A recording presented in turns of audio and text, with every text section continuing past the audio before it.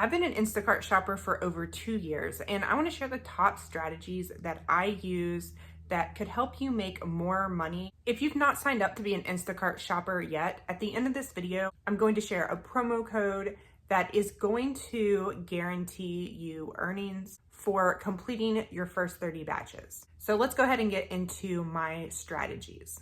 The first thing that you need to know is that the pay that you receive directly from Instacart, also called the batch pay, is generally not very much. It can definitely come out to less than minimum wage, especially if you're taking bigger orders or doing a lot of driving. In order to maximize your earnings, you need to know where to shop, when to shop, and what orders to shop. So let me tell you what I have learned over the past couple years. The number one way to make money on Instacart is going to be to maximize your tips. Because Instacart batch pay isn't very much, you are going to want most of the money that you're making to be coming from customer tips. If you look at this payout screen, you can see that my batch pay is lower than my tips, and you are almost always going to want to make sure that when you look at this screen that your tips are higher than your batch pay. If they are, that means that you're on the right track. So first, you're gonna wanna choose where you shop wisely. My first bit of advice is going to be to choose expensive stores. The app is gonna know where you're located via GPS. And when you're close to a certain store, you're going to be the first person in that area to get orders from that store. So choose a store that is more expensive, where customers are going to be spending more money to kind of hang out and wait for orders. The app on the customer's end is going to automatically recommend a percentage tip when they're checking out. So the higher amount they spend at a store, the higher the percentage tip is going to be recommended. When you're shopping at a more expensive store, they're going to be spending more money on fewer items, which is just going to be a lot more efficient for you, and you're going to make more money with less work. For example, in my area, the two biggest stores are Publix and Aldi's. Publix is significantly more expensive than Aldi's is, so 95% of the time I am shopping Publix orders instead of Aldi's orders just because the tips are higher for the number of items ordered. Liquor stores can also be a great place to shop, especially on the weekends, because bottles of alcohol can be extremely expensive. I've been tipped $30 to $40 just for delivering a couple bottles of really expensive alcohol. Next, choose the more affluent parts of town to go shopping in. If you choose to shop in areas with more wealthy customers, then they're going to have the ability to tip better. They're also more likely to just be able to afford Instacart in general, meaning there's going to be more orders available to you to choose from. So sometimes it may be worth it to drive 30 to 45 minutes to a better area to go shopping for the day. Next, you're going to want to choose when to shop wisely. Some days and times are busier than others, so choose when you're going to be actively working so that you're not just sitting around waiting for orders or have fewer orders to choose from. Think about when people are more likely to go grocery shopping and plan your work schedule around them. Generally, people are not going to be ordering groceries when they're at work. So Monday through Friday through the workday are generally not great shopping days. I have found that the best times to shop are going to be on the weekends. From Friday afternoon through Sunday are the most busy days. Another good time to shop is after school and work gets out through the week. So after about 3 p.m. until the stores close are generally pretty busy times also.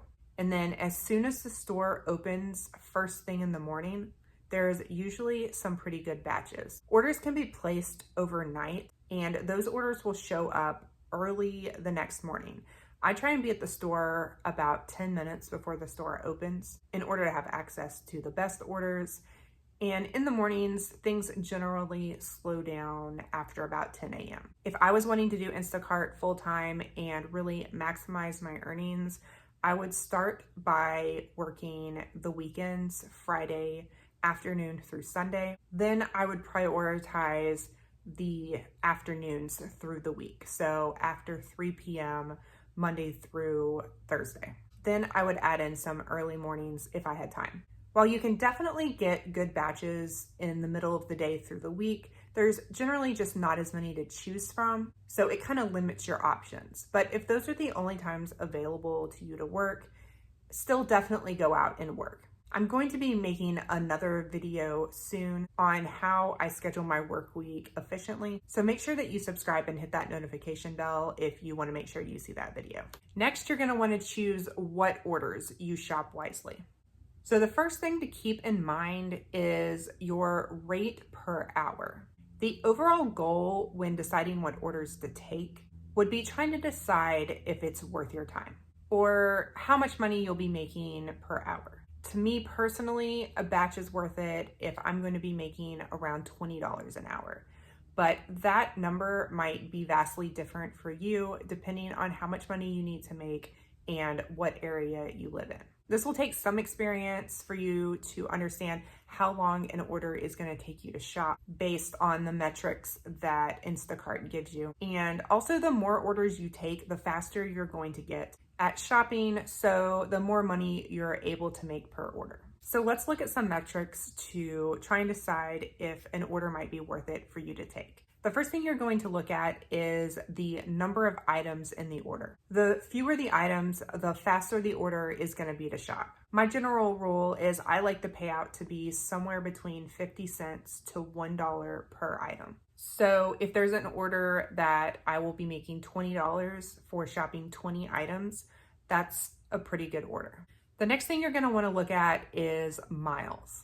Make sure that the miles that you're going to be driving isn't too far. When you're driving long distances, not only are you using gas, but you're also spending time driving to the store and then to the customer's house, which is going to decrease the number of orders that you're able to take in a day. So first, make sure that the store that you're going to be shopping at is close to you.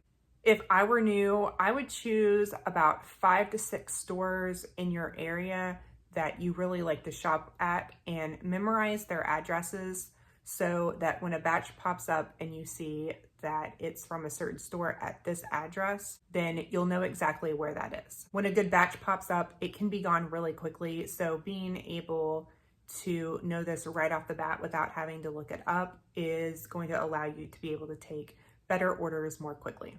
Next, make sure that the delivery distance isn't too far. Before you accept an order, the miles are going to be displayed on the screen. So make sure that you check out the miles before you accept an order.